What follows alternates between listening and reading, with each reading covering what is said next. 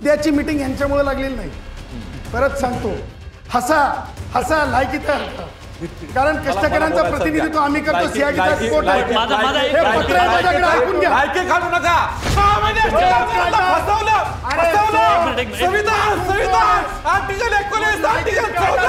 सणासुदीचे दिवस आहेत आणि या सणासुदीच्या दिवसांच्या तोंडावरती यांनी जनतेचे जे काही अचानक हाल सुरू केले. ऐन सणासुदीच्या काळात तुम्ही हे करून वेठीस धरले का? सणासुदीतलं हे आमचं आंदोलन नाही. आमचं आंदोलन होतं 9 ऑगस्टला. कामगारांनी तुमच्याकडे मागणी करायची नाही, पण कामगारांना न्याय कोण देणार?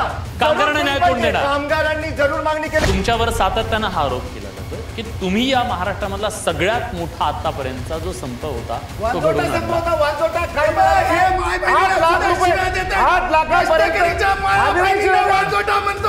ह्या दोघांच्या बाबतीमध्ये मी आज डंके की चोट पे सांगतो, यांनी शपथ खावी की हे करारासाठीच आहे. आम्ही आज नाही जागे झालो सदावर्ते साहेब. तुम्ही केवळ मोठा आवाज करून बोलताय. माझं म्हणणं काय की रीतशीर आत्ताच्या धरण्याची हा संप लपंडाववाला आहे, खो खोचा खेळवाला आहे. ह्यांना सवय कष्टकऱ्यांना आगीत ढकलून द्यायचं, पाण्यात ढकलून द्यायचं. तुम लढो हम कपडे संभालते. मागचा जो संप होता त्या संपाच्या काळामध्ये सुद्धा या ज्या मागण्या होत्या त्या मागण्या मान्य झाल्या का? 2 ते 2.5 हजार कर्मचारी जे आयुष्य खराब केले होते, काही कष्टकऱ्यांना जेलमध्ये डांबलेलं होतं, त्या सगळ्या कष्टकऱ्यांना सन्माननीय मुख्यमंत्री एकनाथरावजी शिंदे साहेबांनी सगळ्यात अगोदर तर नोकरीत घेतलं. एसटी कर्मचाऱ्यांनी संपाची हाक दिल्याच्या नंतर काही मूलभूत सवाल निर्माण झालेले आहेत. आज बडे मुद्देच्या माध्यमातून आपल्याला त्याची चर्चा करायची आहे. हे सवाल कुठले आहेत तर आपण चर्चा करणार आहोत आज एसटी कर्मचाऱ्यांच्या सगळ्या प्रश्नाच्या बद्दलची, प्रवाशांच्या कोंडीची. गणेशोत्सवाच्या तोंडावर एसटी कर्मचाऱ्यांकडून एक प्रकारे कोंडी केली जाते का सरकारची, हा सवाल या निमित्तानं उपस्थित होतोय. दुसरा महत्त्वाचा प्रश्न, गणेशोत्सवामध्ये हे आंदोलन करणं कितपत योग्य आहे हा सवाल सुद्धा विचारला जातोय. तिसरा महत्त्वाचा प्रश्न आहे की एसटी कर्मचाऱ्यांना न्याय कधी मिळणार आहे? तारीख पे तारीखचा हा सिलसिला थांबणार कधी आहे हा सवाल आज एसटी कर्मचारी विचारतोय. हा सुद्धा सवाल आहे की एसटी कर्मचाऱ्यांच्या संघटनांमध्ये एकमत नाहीये का? काही जण संपाच्या बाजूनं, काही जण संपाच्या विरोधात, असं चित्र काय? सवाल हा सुद्धा आहे. सरकारमध्ये सुद्धा कुरघोडीचं राजकारण सुरू झालंय का? कारण त्याच्याबद्दलची चर्चा आपण करणार आहोत. हे सगळे बडे मुद्दे, हे सगळे सवाल आपल्याला या पाहुण्यांना विचारायचे आहेत. पण पहिल्यांदाच मला हे सांगायला हवं की आज या चर्चेमध्ये जे पाहुणे आपल्यासोबत सहभागी झालेले आहेत, सदाभाऊ खोत आणि गोपीचंद पडळकर यांची आता मुख्यमंत्र्यांच्या सोबत पुढच्या काही मिनिटांमध्ये महत्त्वाची बैठक होणार आहे.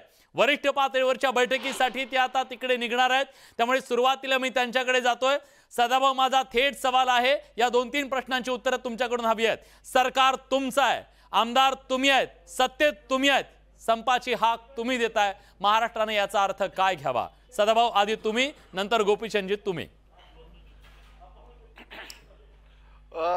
धन्यवाद विलासरावजी. पहिल्यापासून या प्रश्नामध्ये तुम्ही स्वतः चांगलं मोठ्या ताकदीनं काम संपाच्या काळामध्ये पाठीमागच्या आपण केलेलं आहे.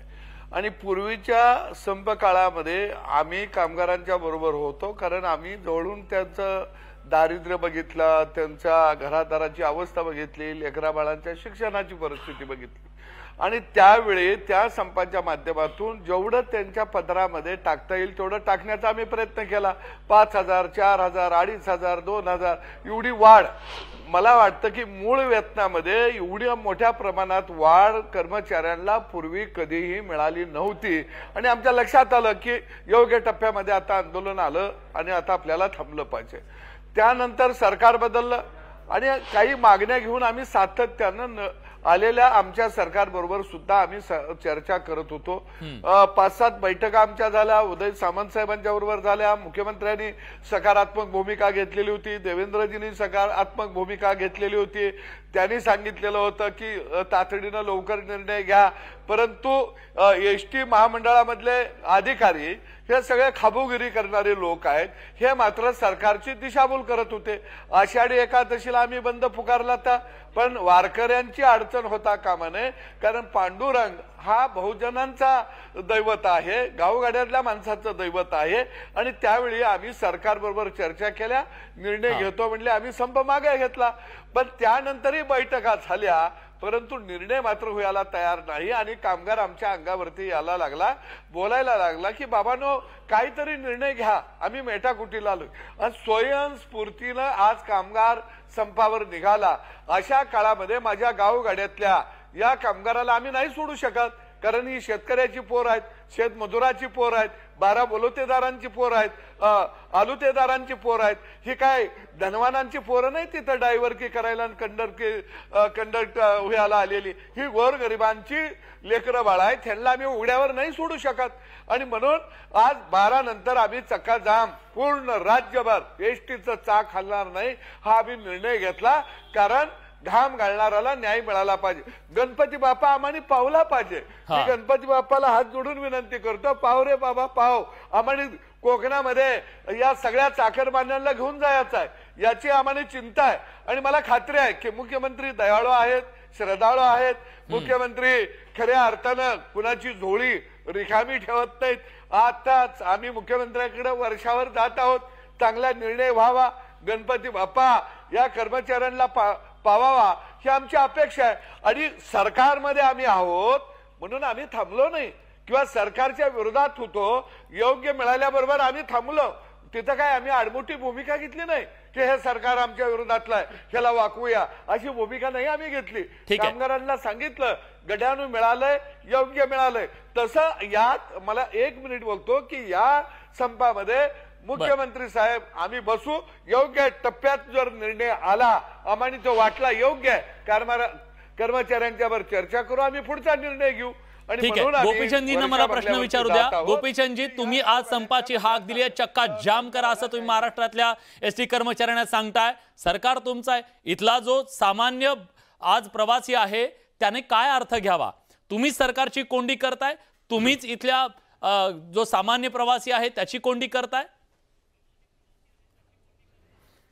नाही, हे बघा, विषय समजून घ्या की आषाढी वारीच्या दिवशी आमच्या सेवा शक्ती संघर्ष एसटी कर्मचारी संघानं सरकारला संपाची नोटीस दिली होती.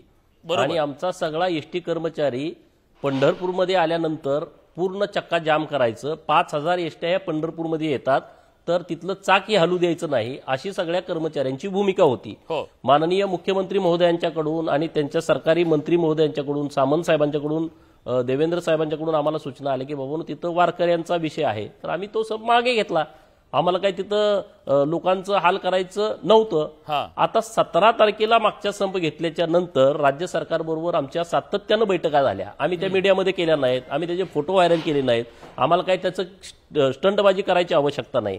आम्ही सरकारकडं मागणी का करतोय? कारण अगोदर एसटी ही पूर्णपणे तोट्यात होती. परंतु जेव्हा माननीय मुख्यमंत्री महोदय आणि उपमुख्यमंत्री देवेंद्र फडणवीस साहेबांनी जी महिलांच्यासाठी 50% सुट्टीची योजना आणली, तेव्हापासून ही एसटी रुळावरती आलेली आहे. एसटीच्या व्यवहारामध्ये प्रचंड वाढ झालेली आहे. आणि म्हणून आता आमचं म्हणणं असं आहे सरकारकडं की आता एसटीचं इतकं इन्कम वाढलंय. साधं उदाहरण तुम्हाला सांगायचं म्हटलं तर आज जे राज्य सरकारकडून एसटीसाठी सवलतीचं जे पैसे मिळतात हे 2022-23 ला 1575 कोटी रुपये मिळाले होते वर्षाचे. आणि आता 2023-24 ला 4137 कोटी मिळाले. म्हणजे वाढ किती झाली? 2562 कोटी एक वर्षामध्ये फक्त सवलतीत वाढ झाली. सवलतीत वाढ झाली याचा अर्थ तिकडे पण त्याच पटीत पैसे आले ना. 50% म्हणजे 4137 कोटी व्यवसाय वाढला. मग आता कर्मचाऱ्यांना पैसे किती द्यायचे आहेत? तुम्ही जर 50-60 कोटी रुपये दिले तर एसटी कर्मचारी बऱ्यापैकी राज्य सरकारच्या कर्मचाऱ्याच्या वेतनाबरोबर येतोय. आम्ही काय सरकारला वेटीच धरत नाही. आमचं म्हणणं काय आहे की एसटी कर्मचारी इतका कष्ट घेतोय. पूर्वी जेव्हा एसटी तोट्यात होती तोपर्यंत ठीक आहे, पण आता एसटी व्यवस्थित नफ्यात आली आहे. आज एसटी नफ्यात आल्याच्या नंतर म्हणजे पूर्वी 22 कोटी प्रवासी वर्षभरामध्ये सवलतीच्या दरात फिरत होते, आता 93 कोटी फिरतात. तरी सुद्धा एसटी महामंडळाचा महाव्यवस्थापक हे काय म्हणतायत, आज ही आमचं महामंडळ तोट्यात आहे. अरे म्हणजे किती चुकीच्या पद्धतीनं तुम्ही सरकारला दिशाभूल करताय. सरकारने या गोष्टीवरती लक्ष ठेवलं पाहिजे. मागच्या बैठकीमध्ये तुम्हाला आणि सदाभाऊंना ऐकताना असं वाटतंय की तुम्ही सरकारच्या म्हणजे विरोधी पक्षाचे नेते बोलताय असं सातत्यानं वाटतंय. कारण तुम्ही मान्य आहे एसटी कर्मचाऱ्यांच्या बद्दल तुमची भावना खूप चांगली आहे, सातत्याने तुम्ही त्यांच्या पाठीशी उभे राहिला. एक मिनिट. हा प्लीज विलासराव 1 मिनिट समजून घ्या. आम्ही नुसतं आंदोलन करत नाही. या एसटी महामंडळाच्या अधिकाऱ्याकडे यांना 7व्या वेतनाप्रमाणे पैसे द्यायचे झाले तर किती वाढवाय याचा पण आराखडा नाही. आम्ही याच्या डिटेलमध्ये जातोय, याचा पूर्ण स्टडी करतोय, जी तज्ञ लोक आहेत त्यांच्याकडून माहिती घेतोय आणि ती महामंडळाकडे देतोय. महामंडळाच्या एमडीनी कोणते झारीतले शुक्राचार्य आहेत 2.5 वर्ष या मागण्यांच्या संदर्भात निर्णय घेऊ देत नव्हते? सांगा महाराष्ट्राला एकदा. सदाभाऊ तुम्ही पण सांगा महाराष्ट्राला, कोण ते झारीतले शुक्राचार्य आहेत? अधिकारी असतील, नेते असतील, कोण असतील?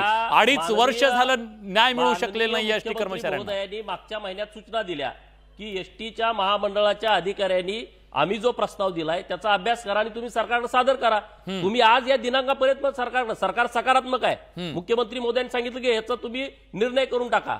उदय सामंत साहेबांनी सांगितलं याच्यावर निर्णय करून टाका. अजून त्या अधिकाऱ्यांच्याकडून व्यवस्थितपणे आराखडा स्ट्रक्चर त्यांचं येत नाही आणि म्हणून आज जेव्हा आमचं काय आंदोलन करण्याचा आजचा हेतू नव्हता, आज उत्स्फूर्त कर्मचाऱ्यांनी जे कृती समितीनं त्यांचं धरणे आंदोलन घोषित केलं आणि राज्यातल्या सगळ्या एसटी कर्मचाऱ्यांनी त्यातले जवळपास 30-35 डेपो आज सकाळी बंद होते आणि त्यांनी उत्स्फूर्त बंदची हाक दिली. तर आम्हालाही लोकांचे फोन येतात, आम्हालाही कर्मचाऱ्यांचे फोन येतात. दबावात येऊन तुम्ही निर्णय घेतला पाहिजे आणि म्हणून कर्मचाऱ्यांच्या दबावात येऊन तुम्ही निर्णय घेतला. कर्मचाऱ्यांच्या बाजून आम्ही काम करतो आणि तुम्ही कर्मचाऱ्यांना विचारा.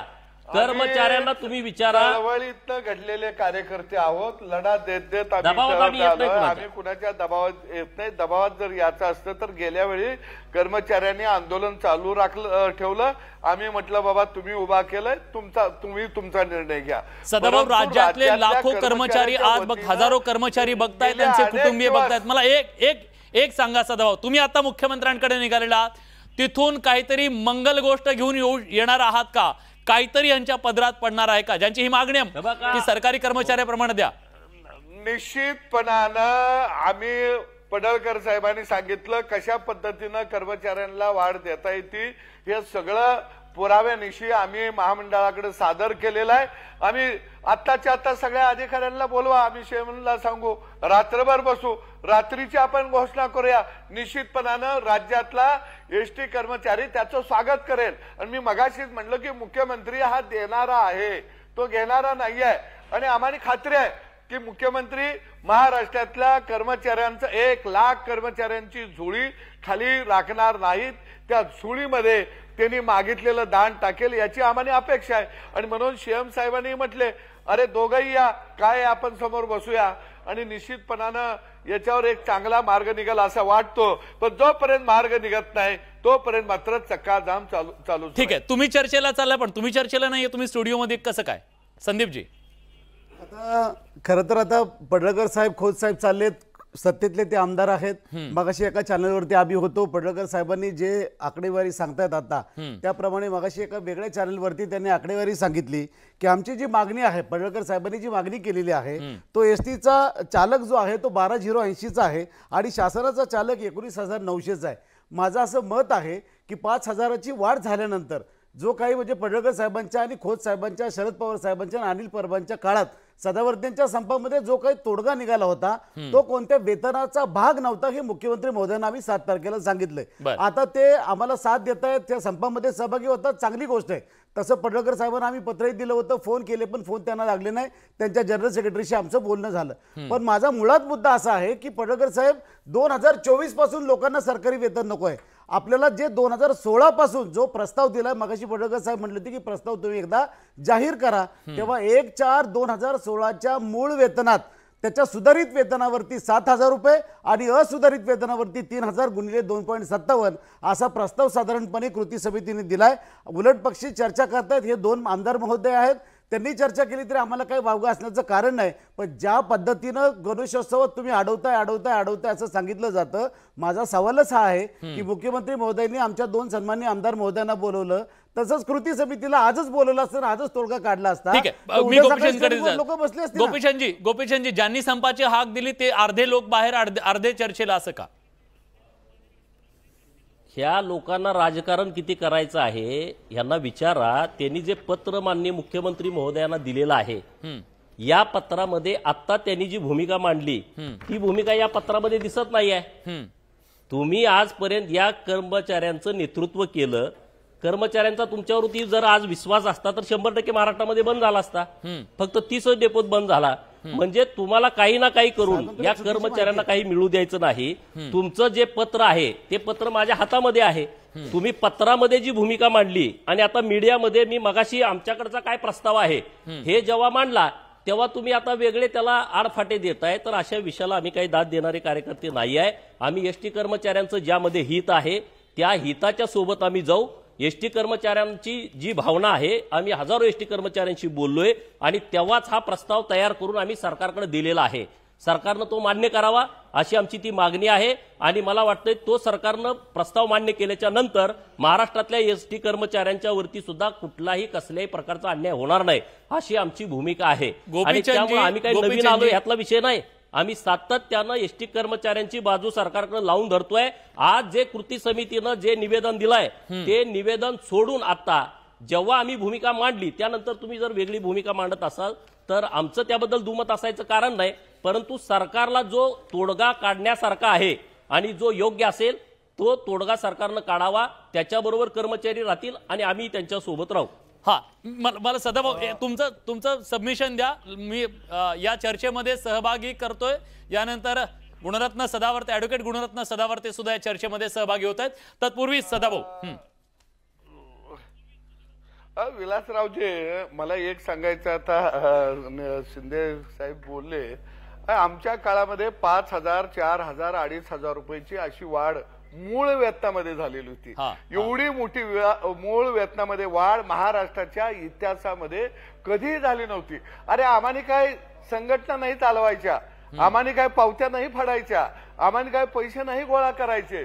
अरे ही गावगाड्यातली पोरं आहेत, आमची पोरं आहेत. प्रश्न विचारा. त्याला एक माझा प्रश्न आहे शिंदे साहेबांना की ते म्हणतात की 2016 पासून एसटी कर्मचाऱ्यांना महाराष्ट्रातल्या राज्य सरकारच्या कर्मचाऱ्यांना जे वेतन मिळतंय ते मिळालं पाहिजे. मग 2016 पासून 2024 पर्यंत महामंडळावरती किती भार पडेल याचा त्यांनी आकडा द्यावा आता तुमच्या समोर. मग ते सरकारला देणं शक्य आहे का लगेच कळेल.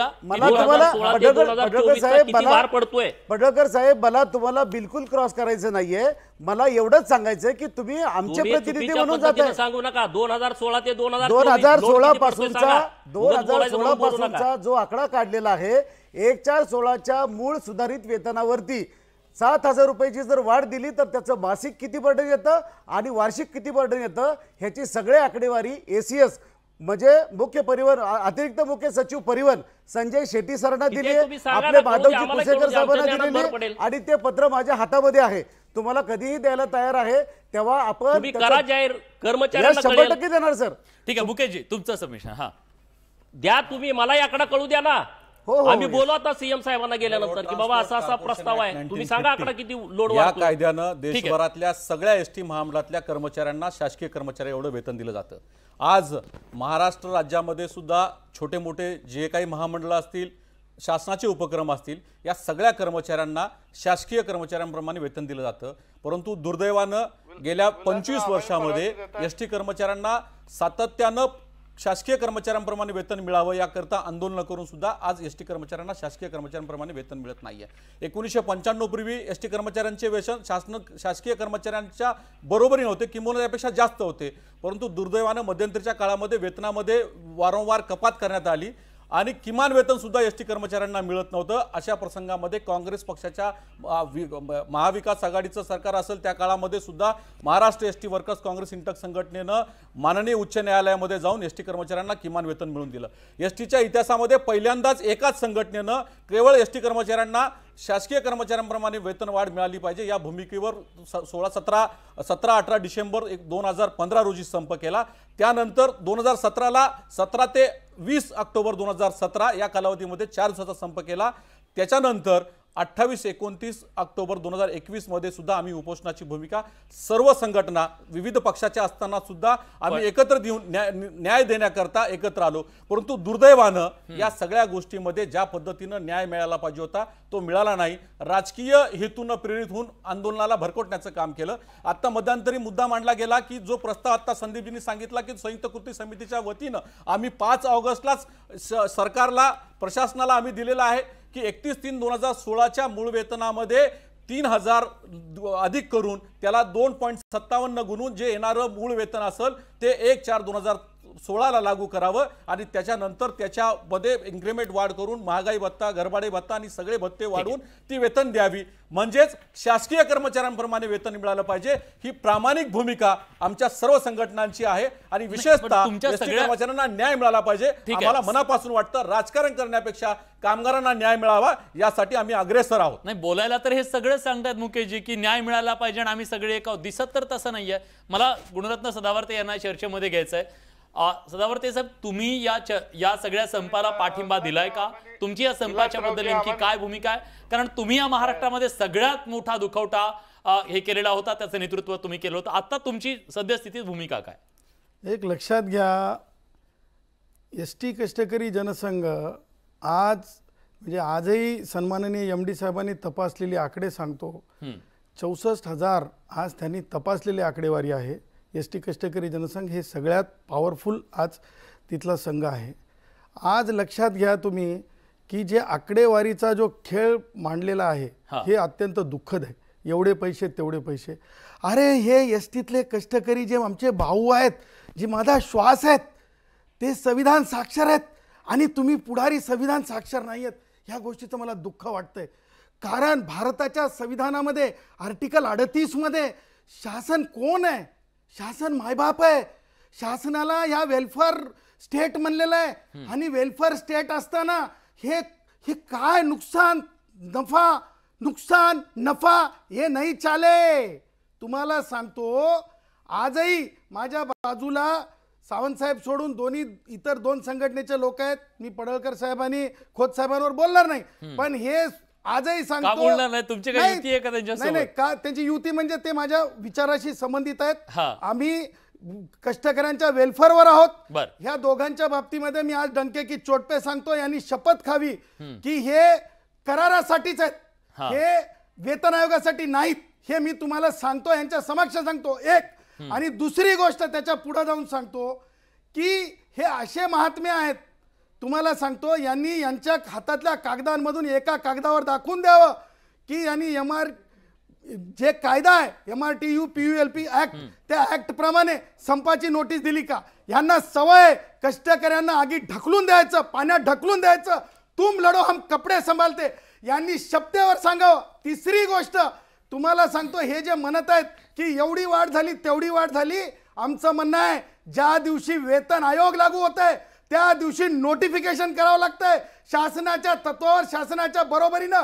त्या दिवशी सगळे महागाई भत्ते जर दिले नाही तर अनेक न्यायालयाचे निर्णय आहेत की ते वेतन आयोगाकडे रेफर केलं जात आहे आणि वेतन आयोगाप्रमाणे सांगितलं जात आहे. तुमची मागणी काय? तुम्ही या संपात आहात की नाही? मला स्पष्ट उत्तर हवंय. तुम्ही आहात की नाही? राजकीय कारणाने प्रेरित महाविकास आघाडीचा जो संप आहे, हा संप हा कशा अर्थाने आहे तर हा संप लपंडाववाला आहे, खो खोचा खेळवाला आहे.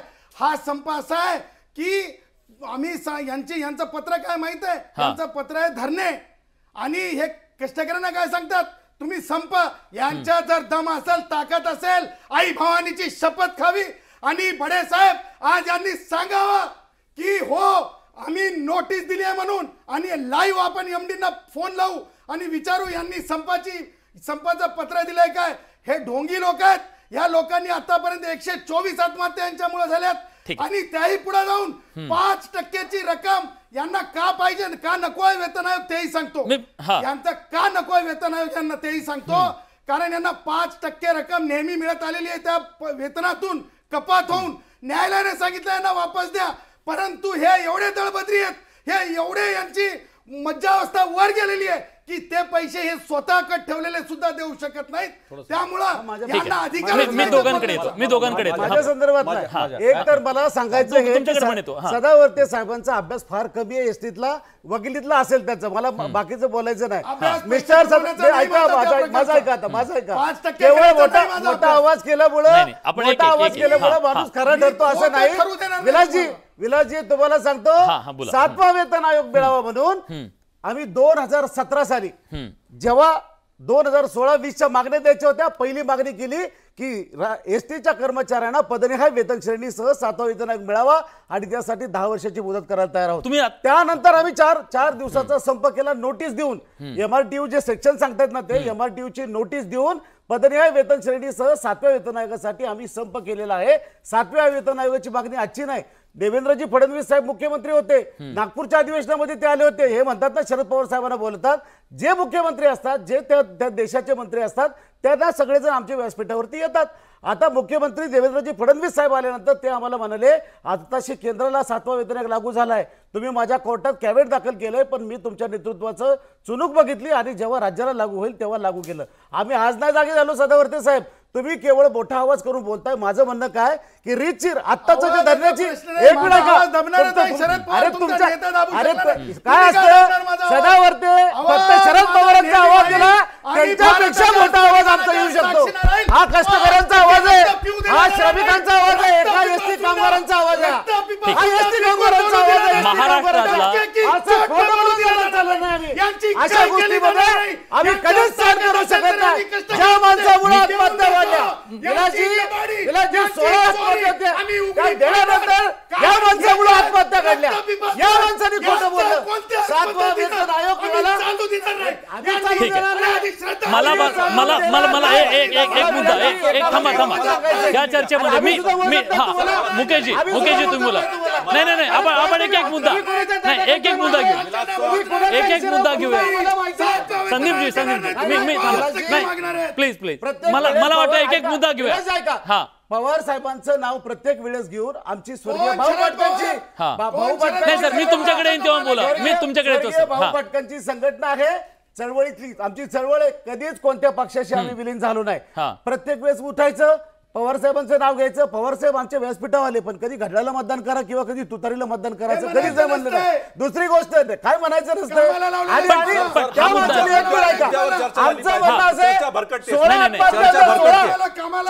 आत्महत्या कधी वाढल्या? आत्महत्या वाढल्या 1000 महिन्यानंतर वाढल्या. या व्यक्तीमुळे आत्महत्या वाढल्या. या लोक ह्या माणसामुळे आत्महत्या झाल्या आणि या माणसाने आमच्या आत्महत्या घडवून आणल्या आणि या माणसामुळे आत्महत्या झाल्या. केवळ संविधानाचा खोटा दाखला दिला, खोटं संविधान. अरे तुम्हाला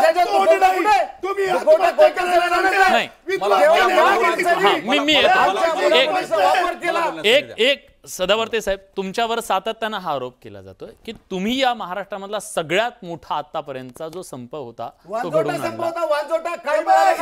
8 लाख रुपये 8 लाखापर्यंत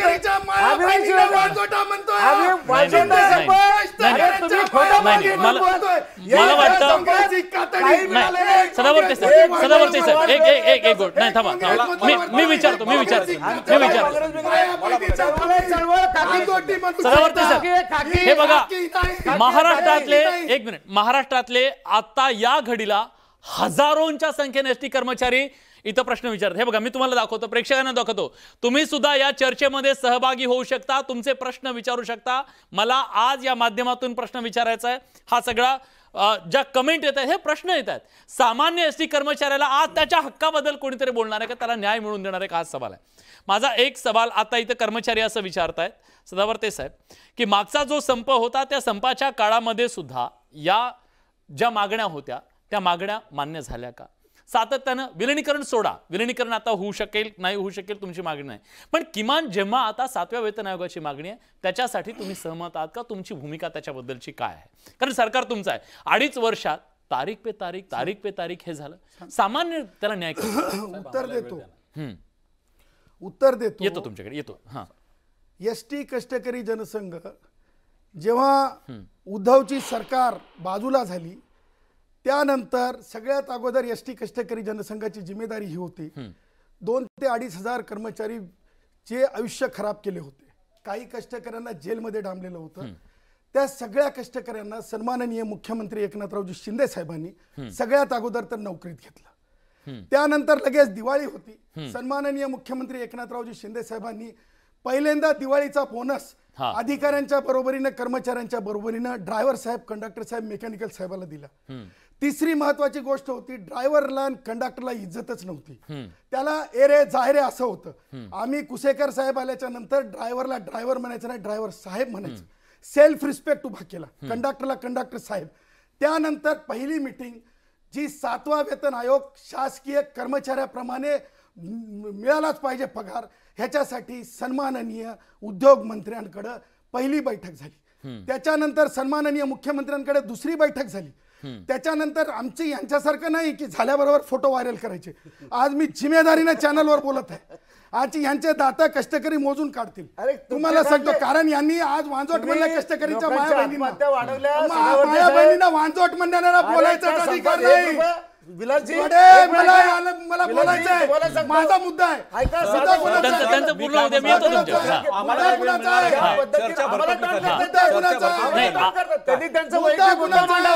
मुद्दा त्यांचा त्यांनी मांडावा. त्याच्या ऐका, त्यांनी 5.5 महिन्यात पगारातला किती आकडा वाढवला हे विचारतो. तुमच्या करून दिला का? शरद पवारच्या करून दिला का? अरे लायकी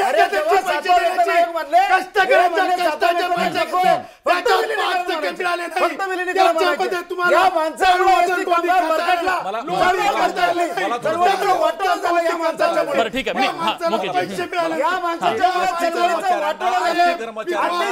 कर्मचाऱ्यांप्रमाणे वेतन मिळालं पाहिजे या भूमिकेकरिता सातत्याने 10 वर्षापासून लढा सुरू आहे.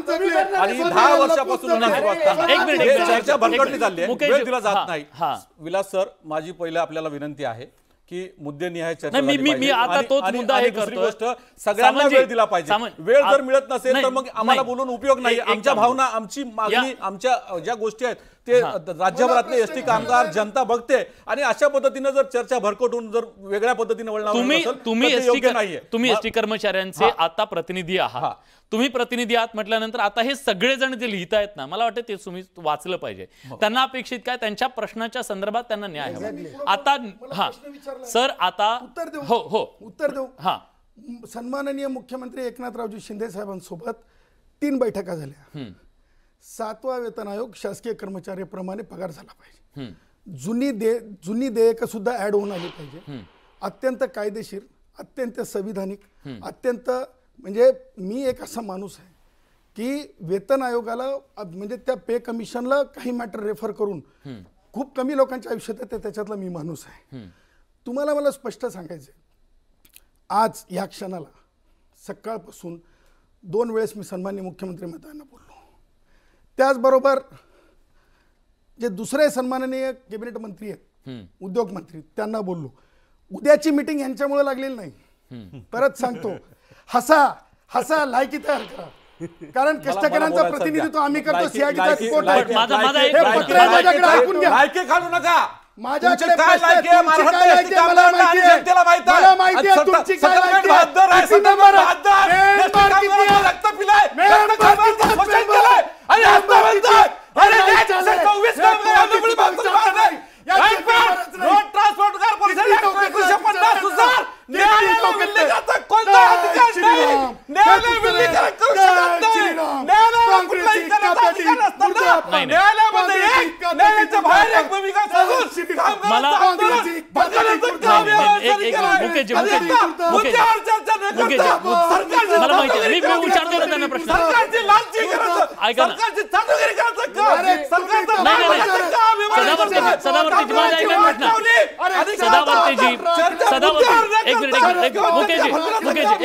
मी प्रश्न विचारतो. सदावर्तेजी, माझा प्रश्न आता एक प्रश्न, आचारसंहिता लागणार आहे. आचारसंहिता लागणार आहे.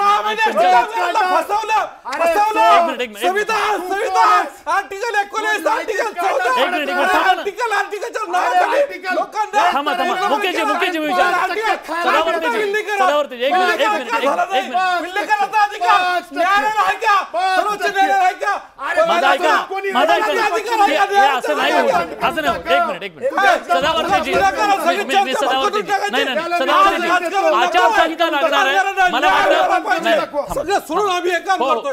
आम्ही आमच्या स्वतःच्या आवाज मी पण सगळे आपण वाढवू शकतो. प्लीज एक मिनिट. सदावर्तेजी, आचारसंहिता लागणार आहे पुढच्या काही दिवसामध्ये, हे सगळ्यांना माहिती आहे. हे सरकार जाणार आहे, तुमच्या विचारांचं सरकार आहे. आज कामगारांना तुमच्याकडून अपेक्षा आहे 7वा वेतन आयोग त्याला हवा आहे, तुम्ही देणार आहात का? आणि त्या संपाच्या वर तोडगा निघणार आहे का? सामान्य माणसाला त्रास होणे ही सुद्धा अपेक्षा आहे. प्लीज लवकर, वेळ कमी आहे. डेटा आहे, आज किती गाड्या बंद झाल्यात पडळकर साहेबांनी बरोबर सांगितलंय.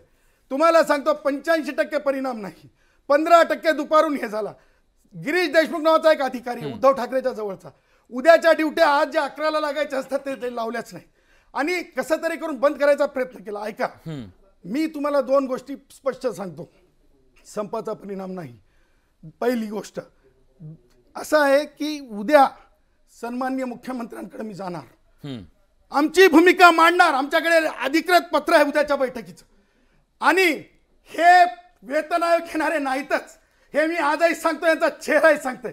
हे 5% वाले वेतन आयोग आम्ही मिळवून देऊ, की चोट पे मिळवून. ठीक आहे सावंतजी, उद्या आज सत्ता तुमची आहे, तुमच्याकडून खूप अपेक्षा आहे. मला वाटतं या चर्चेमध्ये सगळ्या तुमच्याकडून अपेक्षा एवढीच आहे. तुम्ही सांगा, आश्वस्त करा की तुम्ही न्याय देणार आहेत का? पहा विलासजी, ज्याप्रमाणे आमच्याकडून काही अपेक्षा आहेत त्याचप्रमाणे माझ्या आणि या महाराष्ट्रातील जवळजवळ 13-14 कोटी जनतेच्या सुद्धा तुमच्याकडून अपेक्षा आहेत. आपण आता विलास बडेजी बडा मुद्दा हा कार्यक्रम इथे राबवित आहात. जनता पाहते, जनता म्हणजे ज्या महाराष्ट्रातील गोरगरीब जनतेवरती अचानक हा जे काही संपाचं अस्त्र यांनी हे केलं, संप तर नाही धरणं आंदोलन म्हणून यांनी हे सुरू केलं सुरुवातीला.